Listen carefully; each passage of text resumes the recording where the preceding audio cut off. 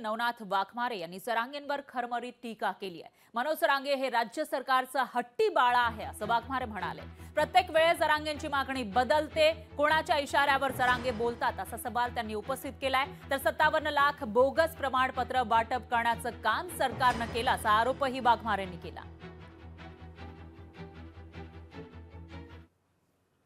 जरांगे हे हट्टी बाळ आहे राज्य सरकारचं, कारण की कुठंतरी प्रत्येक वेळी मागणी बदलायची। जरांगींचा कुठं संविधानाचा अभ्यास नाही, जरांगींचा कुठं मंडल आयोगाचा अभ्यास नाही, फक्त पाहिजे सरकार त्यांचं आहे, मुख्यमंत्री त्यांचा आहे, या राज्यात मंत्री त्यांचे जास्त आहेत, आमदार जास्त आहेत, खासदार जास्त आहेत, म्हणून कुठंतरी बाल हट्ट करायचा आणि मिळवून घेण्याचा प्रयत्न आहे।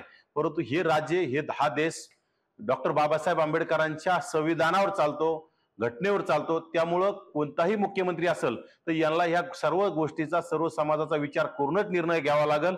आणि जर मुख्यमंत्र्यांनी एका समाजाचा निर्णय घेतला तर याचे परिणाम विपरीत होतील आणि राज्य सरकारला त्याचे नक्कीच भोगावं लागेल। लोकशाही मराठी ऐका, पहा, जागरूक रहा।